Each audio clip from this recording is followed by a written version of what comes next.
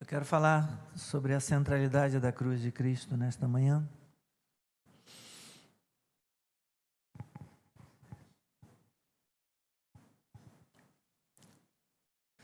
Primeira Coríntios 2, a mensagem a respeito do Cristo crucificado, versículo 2 diz: porque decidi nada saber entre vocês, a não ser Jesus Cristo e este crucificado. Vamos ler comigo a palavra? Porque decidi nada saber entre vocês, a não ser Jesus Cristo e este crucificado. Senhor, Deus, Pai do nosso Senhor Jesus Cristo, sê propício a nós. Senhor Jesus Cristo, Filho de Deus, tem misericórdia de nós. Jesus Cristo, Cordeiro de Deus que tira o pecado do mundo, tem misericórdia de nós. Espírito Santo, Consolador, ajuda-nos nesta manhã e fala conosco, ilumina o nosso entendimento e guia-nos a toda a verdade. Lembra-nos a Tua palavra, Senhor, e faze com que esta mensagem do culto de hoje pela manhã possa, ó Deus, edificar a nossa vida, possa trazer glória para Ti e possa nos ajudar a crescer. É o que nós te pedimos, em o nome de Jesus. Amém. Podem sentar.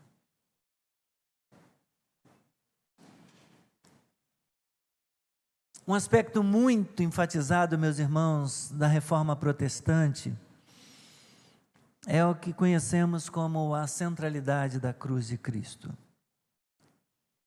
E o que se quer dizer com isso? O que vem a ser isto?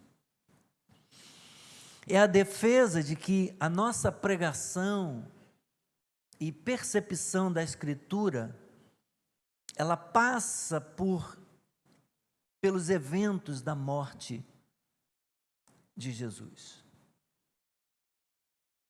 Qualquer pessoa que estude o cristianismo pela primeira vez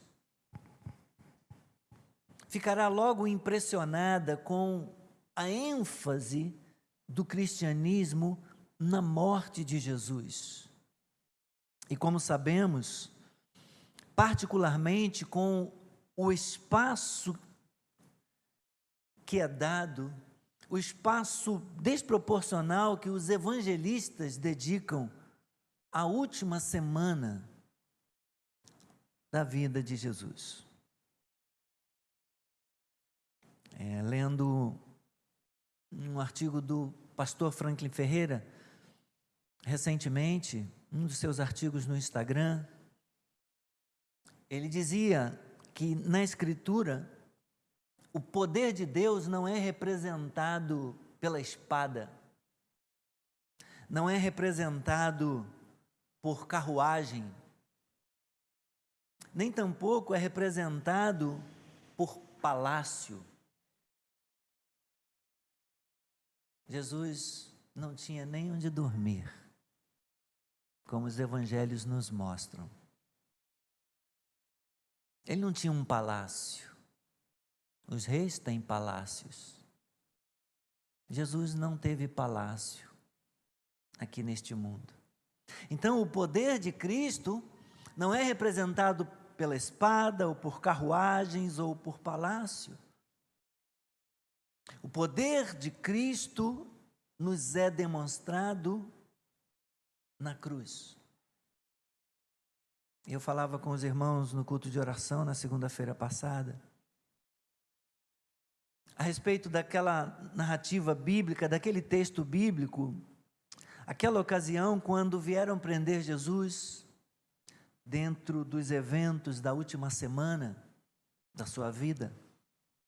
Quando então os soldados romanos vieram para prender Jesus, e Pedro sacou da sua espada e fez um movimento rápido e cortou um pedaço da orelha do servo do sumo sacerdote chamado Malcom. A espada representa algum poder para quem está com ela. A Bíblia dá a espada como um poder para o Estado. O Estado tem o poder da espada, tem o poder da disciplina, tem o poder da correção na sociedade, tem o poder de julgar, de condenar, de punir. Mas Jesus falou para Pedro: guarda a sua espada, eu não preciso dela. Se eu quisesse usar a força, eu pediria ao Pai, e o Pai enviaria 12 legiões de anjos. Guarda a sua espada, Pedro.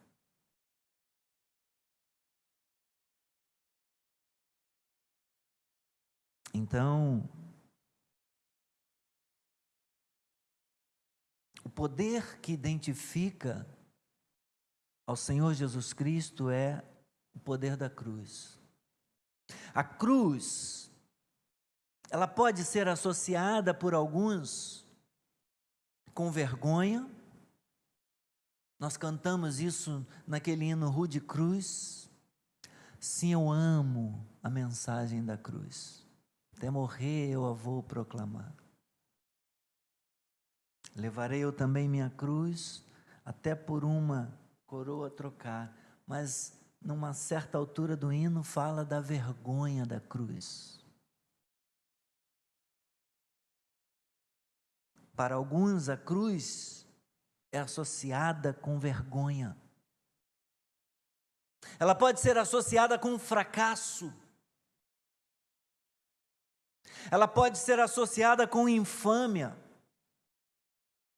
Porque não deixou de ser uma infâmia o que fizeram com o nosso Senhor, o que fizeram com o Cristo. Mas a cruz, meus irmãos, pode e deve ser vinculada com o lugar onde o Senhor se tornou vencedor, onde o Senhor se tornou vitorioso, onde Ele conquistou a morte, Ele conquistou o inferno, Ele conquistou a nossa salvação. A Escritura afirma que Jesus Cristo despojou e publicamente expôs os principados e potestades ao desprezo, triunfando sobre eles na cruz. Colossenses capítulo 2, versículo 15, são palavras do mesmo apóstolo Paulo.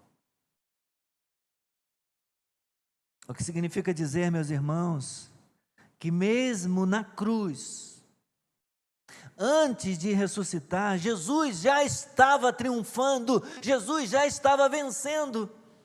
Às vezes nós apresentamos a mensagem da cruz como uma mensagem de fraqueza e apenas a mensagem da ressurreição como uma mensagem de poder, mas a mensagem da cruz também é uma mensagem de poder. Jesus já estava vencendo, mesmo na cruz.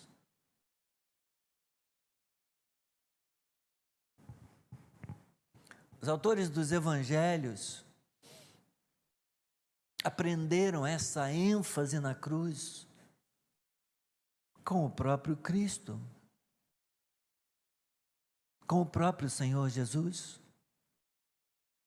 Em 3 ocasiões distintas e solenes, Jesus predisse sua morte, dizendo: era necessário que o Filho do Homem sofresse muitas coisas e fosse morto. Marcos registrou isso lá no capítulo 8, no versículo 31. Era necessário que isso acontecesse, ele insistiu, porque havia sido predito nas Escrituras do Antigo Testamento, conforme está registrado lá nos Salmos, nos profetas, na lei, nos Salmos e nos profetas. Lucas registrou isso lá no capítulo 24. Jesus também se referiu à sua morte como a sua hora, a hora para a qual ele viera ao mundo. Tinha um tempo previsto, tinha um tempo estabelecido, tinha um tempo determinado. Deus escolheu o dia quando no tempo e no espaço, na plenitude dos tempos, ele viria.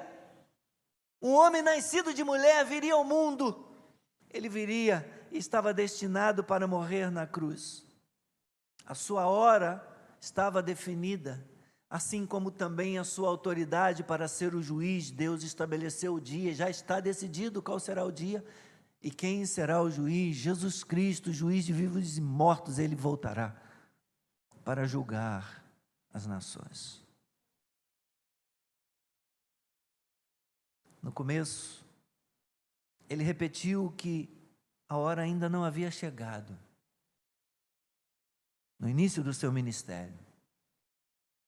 Até que finalmente ele pôde dizer que era chegada a sua hora. Ele falou para os discípulos: é chegada a hora, vamos, o traidor já está se aproximando. Talvez o mais impressionante de tudo, meus irmãos,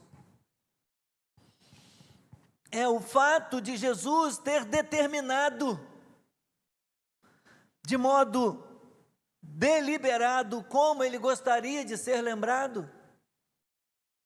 Ele deu instrução aos discípulos a tomar, partir e comer o pão em memória do seu corpo,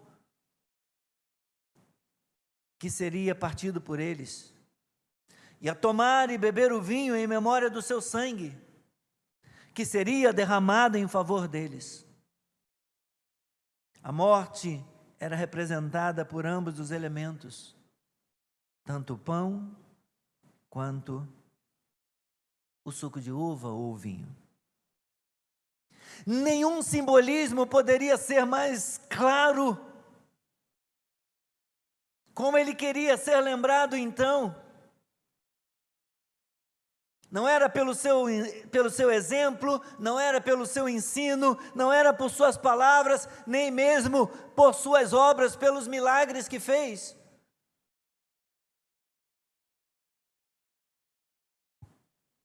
Ele queria ser lembrado por seu corpo entregue e seu sangue derramado. E onde que isso aconteceu? Na cruz.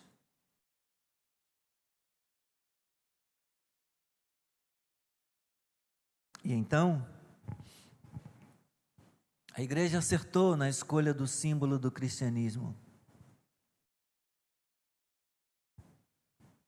Poderia ter escolhido outras coisas. A manjedoura, talvez, para simbolizar a encarnação de Cristo. Poderia ser a carpintaria.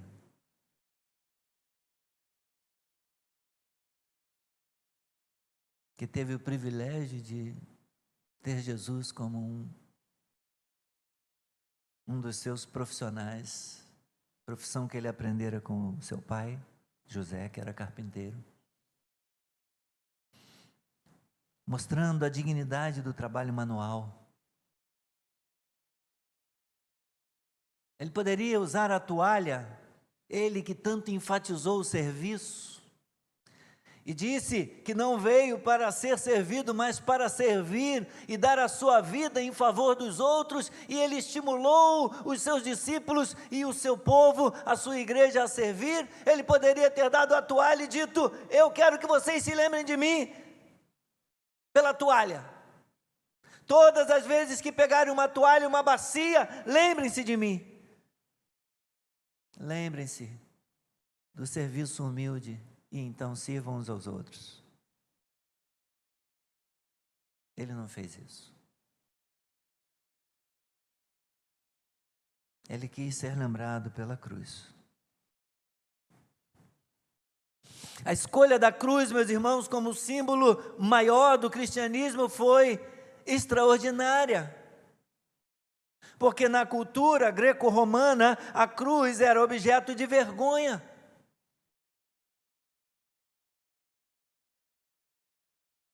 Como o apóstolo Paulo pode dizer que se gloriava nela?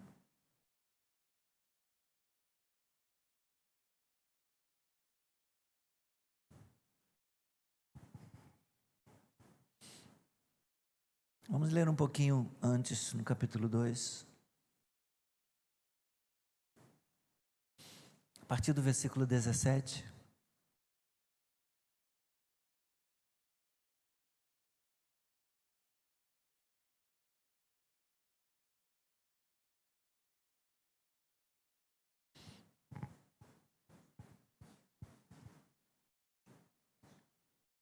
Afinal,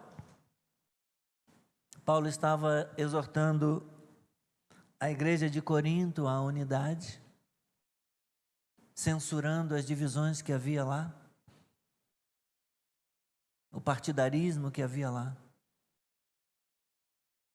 porque alguns idolatravam Apolo, outros Pedro, outros o próprio apóstolo Paulo, e havia briga entre eles, ciúmes.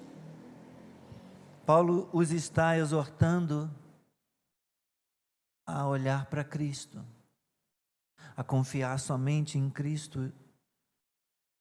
E ele vai dizer, afinal, depois de dizer que ele não batizou ninguém, exceto lá a casa de Estéfanas, ele diz, afinal, Cristo não me enviou para batizar, mas para pregar o Evangelho, não com sabedoria de palavra, para quê?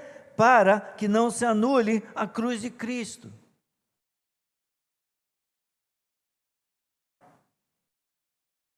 Para que Cristo receba glória e não os homens recebam glória. Porque dar glória para os homens é anular, é tornar nula a obra da cruz.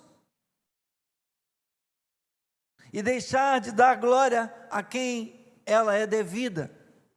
Então ele continua, ele vai falar da mensagem da cruz agora. Certamente a palavra da cruz é loucura para os que se perdem, mas para nós que somos salvos, o que ela é? Ela é poder de Deus. Porque está escrito, destruirei a sabedoria dos sábios e aniquilarei a inteligência dos inteligentes. Onde está o sábio? Onde está o escriba? Onde está o questionador deste mundo? Não é fato que Deus tornou louca a sabedoria deste mundo? Visto que na sabedoria de Deus o mundo não o conheceu por sua própria sabedoria, Deus achou por bem salvar os que creem por meio da loucura da pregação. Porque os judeus pedem sinais e os gregos buscam sabedoria, mas nós pregamos o Cristo crucificado, escândalo para os judeus, loucura para os gentios. Mas para os que foram chamados, tanto judeus como gregos, Cristo é o poder de Deus e a sabedoria de Deus. Porque a loucura de Deus é mais sábia que a sabedoria humana, e a fraqueza de Deus é mais forte do que a força humana.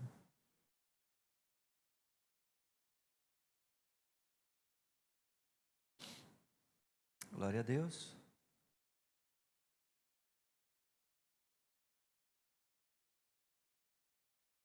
A cruz nos revela o poder de Deus, irmãos.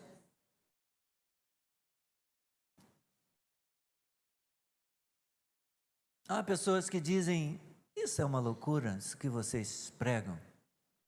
Não. Tem mais gente que acha isso.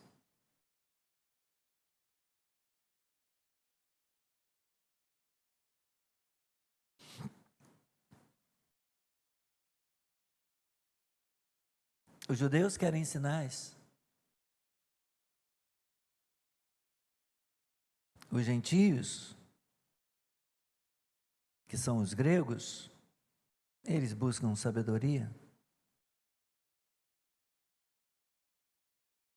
Paulo diz, o segredo para vocês é Cristo crucificado. A resposta para vocês é o Cristo crucificado.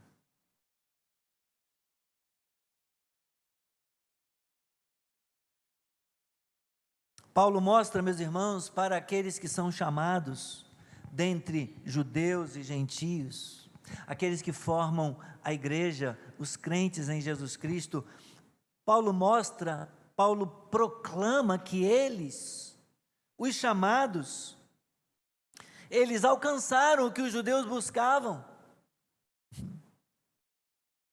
e o que os gregos queriam. Os chamados obtiveram a resposta. Eles queriam o poder de Deus, eles queriam sabedoria de Deus. Pois bem, Deus manifestou o seu poder e a sua sabedoria no Cristo crucificado. Jesus Cristo crucificado é, portanto, a resposta. Ele é, portanto, o segredo para responder o anseio de judeus e de gregos. Judeus e gregos não reconhecem o seu pecado. Pois bem, o Cristo crucificado expõe o seu pecado e resolve o problema do seu pecado.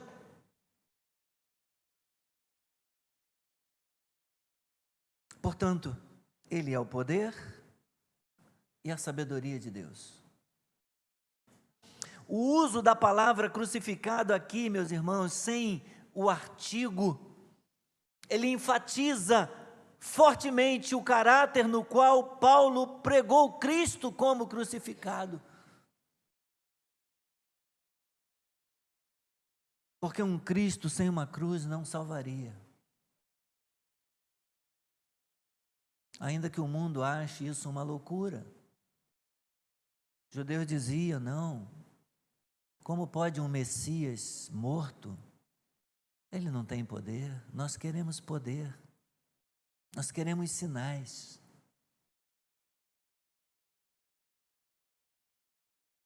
Os gregos achavam um absurdo. Isso nada tem a ver com a filosofia, com a sabedoria humana.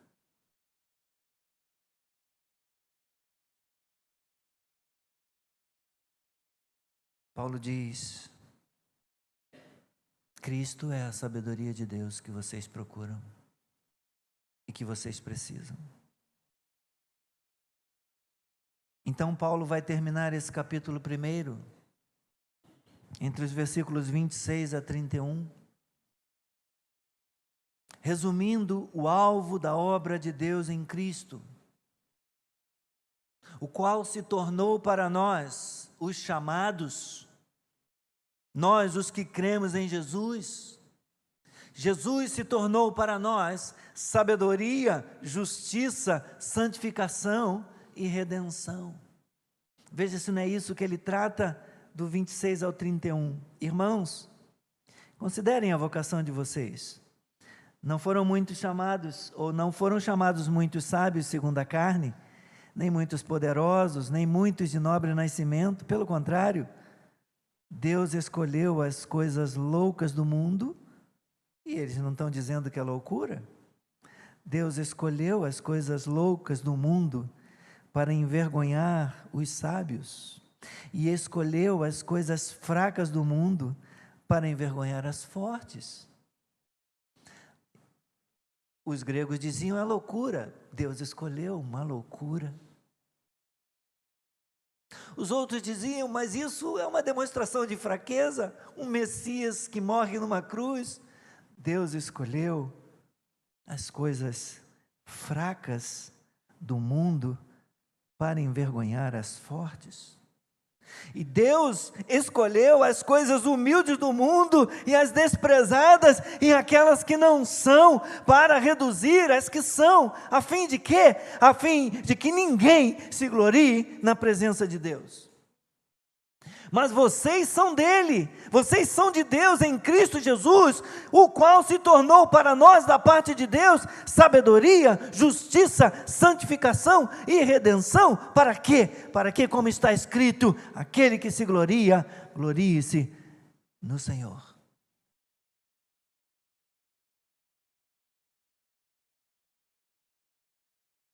O alvo da obra de Deus, meus irmãos, é o de glorificá-lo e de glorificar o seu Filho.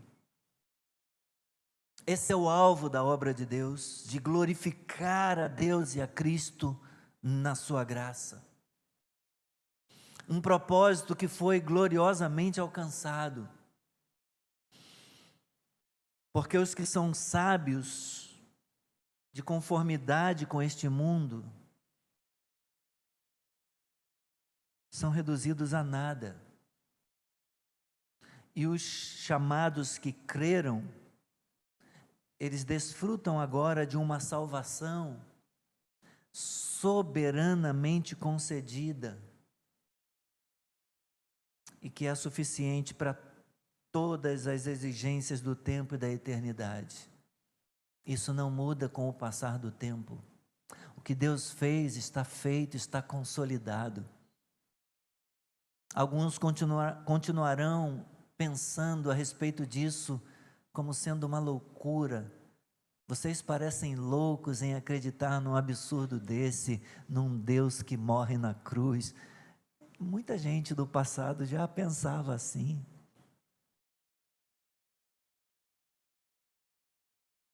Isso é um absurdo.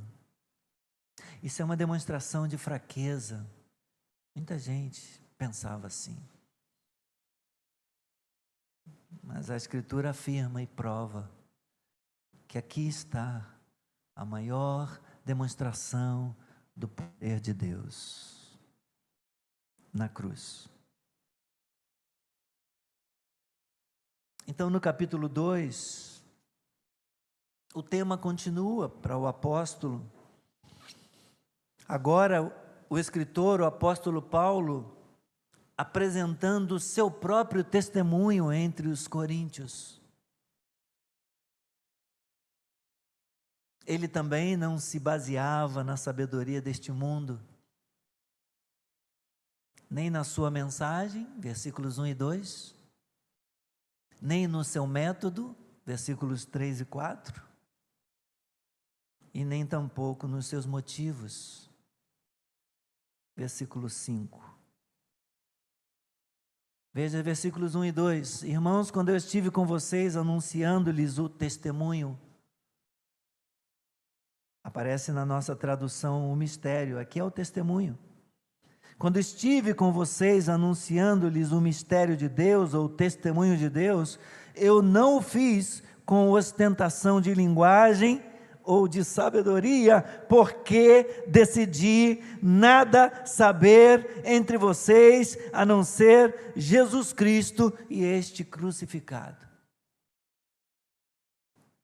Então, nem a mensagem dele se baseava na sabedoria deste mundo, nem o método dele, versículos 3 e 4 ele continua, e foi em fraqueza, temor e grande tremor que eu estive entre vocês, a minha palavra e a minha pregação não consistiram em linguagem persuasiva de sabedoria, mas em demonstração do Espírito e de poder.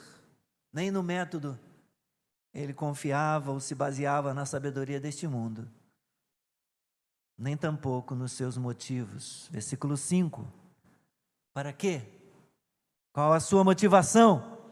Para que a fé que vocês têm não se apoiasse em sabedoria humana, mas no poder de Deus, mas na sabedoria de Deus e o poder de Deus, que é Jesus Cristo e este crucificado.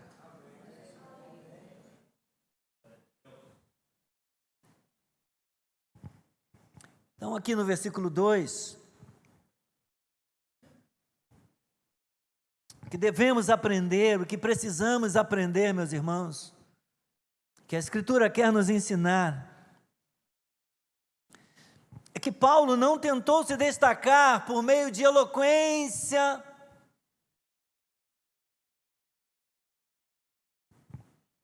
ele não tentou usar falácia, ele não tentou conquistar as pessoas através das técnicas de oratória que ele dominava e ele dominava. Ele tinha formação, aprendeu aos pés de Gamaliel, tinha mais de uma nacionalidade. Ele tinha, por assim dizer, cacife, tinha cidadania romana, quando precisou usar, ele reivindicou isso. Ele abriu mão dessas coisas todas. Ele decidiu, meus irmãos, decidiu nada saber entre os irmãos, nada saber entre a igreja, nada saber a não ser Jesus Cristo e este crucificado. E por que Paulo decidiu isso? Porque esse é o testemunho sobre Deus, e era isso que ele considerava justo fazer, dar o testemunho de Deus, dar o testemunho correto, dar o testemunho do poder de Deus, da mensagem de Deus, que é Jesus Cristo crucificado. Paulo não abandonou os seus outros conhecimentos, Paulo não abandonou as outras prerrogativas que ele tinha, as capacitações que ele tinha, inclusive a sua dupla cidadania. Ele vai usar isso em outro momento, quando necessário. Mas enquanto ele esteve entre os irmãos na fé, sua atenção e seu entusiasmo se concentravam particularmente no Evangelho com o seu Messias crucificado, aleluia! E esse deve ser o grande tema, esse deve ser o grande assunto da pregação de um ministro do Evangelho. Seja ele um ministro ordenado ou não, seja ele alguém investido da responsabilidade de ministrar, ainda que não seja um ministro ordenado ainda, se receber essa prerrogativa, se receber essa autoridade e convidado a pregar, seja um ministro ou uma ministra, um homem ou uma mulher. A função de um ministro do Evangelho é apresentar a bandeira da cruz e convidar as pessoas a virem a ela.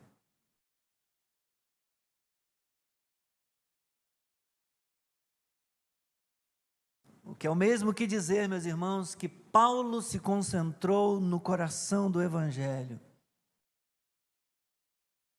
As outras coisas, os outros conhecimentos, os outros saberes que ele possuía, a gente vai ouvi-lo dizer em outro lugar que ele considerou como refúgio, como esterco, em troca da sublimidade do conhecimento de Cristo.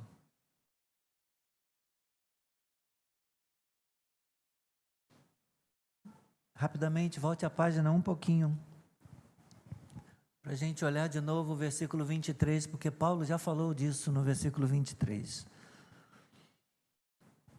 Ele já deu destaque da sua pregação no versículo 23 do capítulo 1. Judeus, 22, judeus pedem sinais, eles querem poder, os gregos buscam sabedoria, mas nós, os que pregam, a quem nós pregamos? Nós pregamos o Cristo crucificado. Por que, meus irmãos, que nós devemos pregar Cristo e este crucificado? Significa dizer, meus irmãos, que a nossa mensagem vem de Deus, não vem do pregador.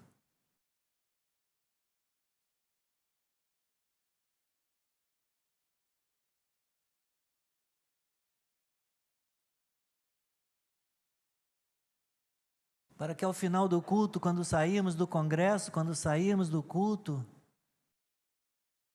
a gente não saia dizendo, que pregador maravilhoso.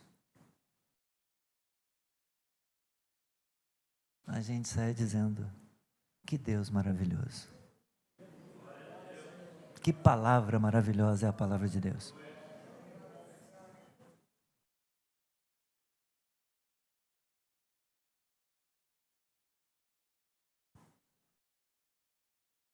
Domingo que vem vamos falar um pouquinho mais sobre a cruz e a relação do sofrimento de Cristo com o nosso sofrimento, das dores que Ele suportou com as nossas dores. Amém?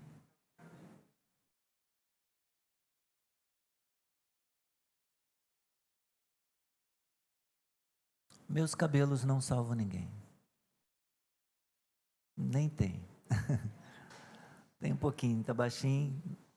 Máquina 2 em cima e 1,5 embaixo. Fica muito baixinho. Minha época de cabelo grande já ficou para trás. Mas ainda que fossem grandes e bonitos, ou lisos, como alguns dizem, eu queria ter um cabelo assim. Igual... E aí compara, eu vi um menino com cabelo lindo, cabelo escorridão, caindo no ombro.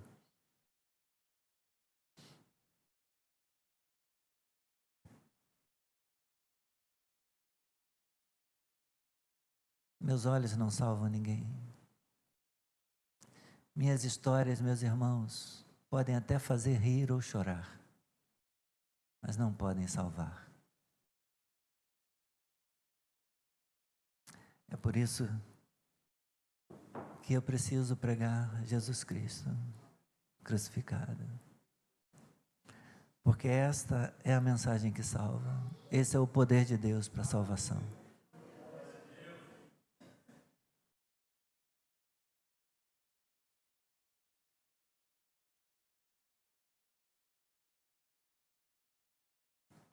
Por isso, de vez em quando, é até bom a gente ter um pregador convidado, né, um pregador de fora, para os irmãos não ficarem tão cansados de ouvir sempre a mesma coisa da gente. Né?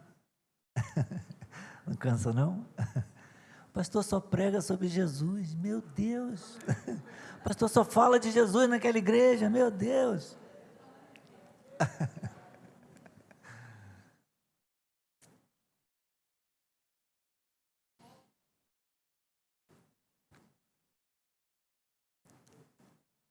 Enquanto nós estivermos falando de Jesus nesta igreja, você deve permanecer nela. Porque o dia que começarmos a falar de nós, meus irmãos, você terá muito motivo para ir embora. Os motivos para ficar, nós só encontraremos aqui.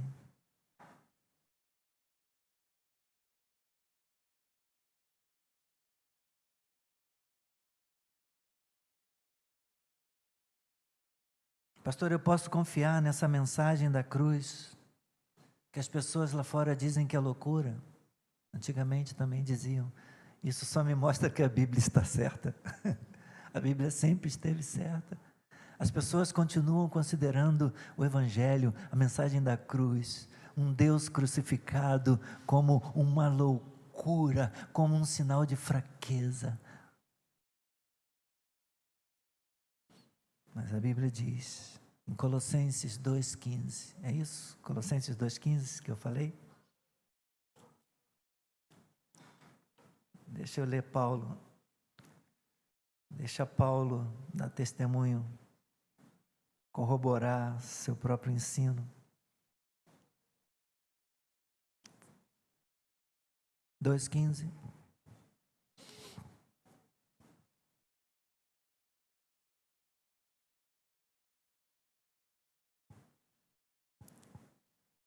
Paulo está falando da quitação da nossa dívida. Ele está falando da plenitude da vida em Cristo. E aí, no versículo 9 ele diz, porque nele habita corporalmente toda a plenitude da divindade. Jesus é Deus pleno. Também nele, Jesus, vocês receberam a plenitude. Ele é o cabeça de todo principado e potestade. Nele também vocês foram circuncidados, não como uma circuncisão feita por mãos humanas, mas pela remoção do corpo da carne, que é a circuncisão de Cristo, tendo sido sepultados juntamente com ele no batismo, no qual vocês também foram ressuscitados, por meio da fé no poder de Deus que o ressuscitou dentre os mortos. E quando vocês estavam mortos nos seus delitos e na incircuncisão da carne, ele lhes deu vida vida juntamente com Cristo, perdoando todos os nossos pecados, cancelando o escrito da dívida que era contra nós e que constava de ordenanças, o qual nos era prejudicial. Removeu esse escrito da dívida inteiramente, cravando-o na cruz e despojando os principados e as potestades, publicamente os expôs ao desprezo, triunfando sobre eles na cruz. Aleluia! Na cruz Jesus expõe, na cruz Jesus derrota os poderes do inferno, os principados e potestades. Na cruz Jesus quita a nossa dívida e Ele crava lá a nota promissória, o escrito de dívida, Ele crava lá, encrava na cruz. Pago, está pago, foi consumada a obra. Na cruz Ele já estava vencendo, na cruz Ele já estava triunfando. E é por isso que nós pregamos Jesus Cristo crucificado. Amém? Vamos ficar de pé.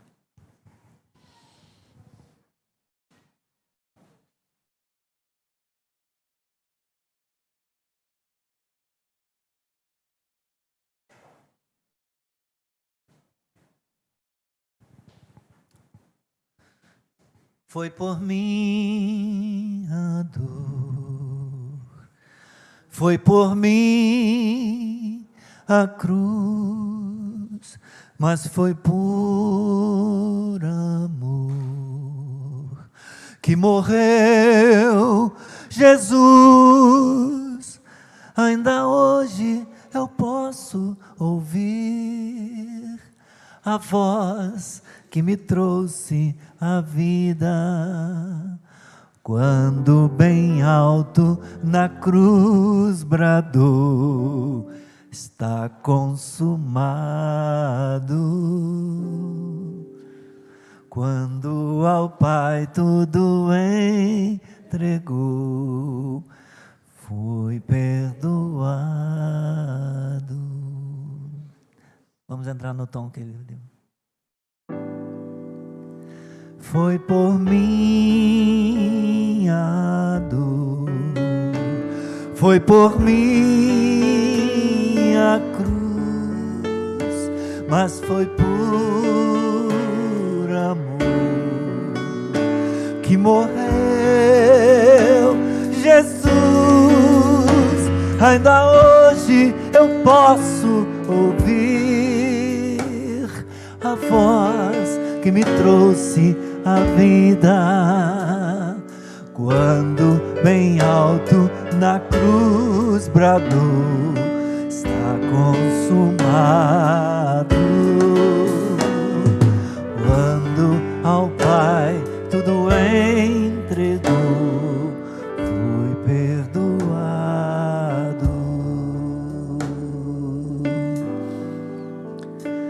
Foi na cruz, foi na cruz, onde um dia eu vi meu pecado.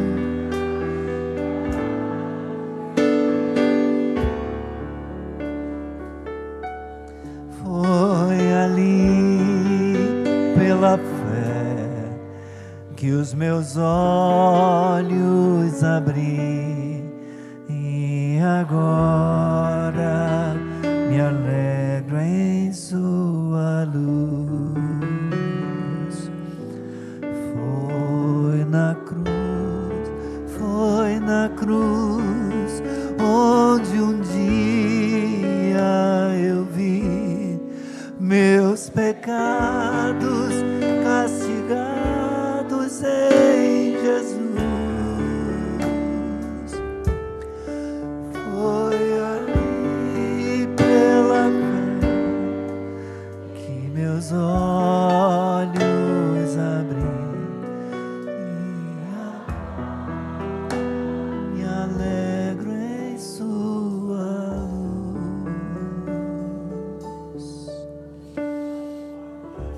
Obrigado, Senhor.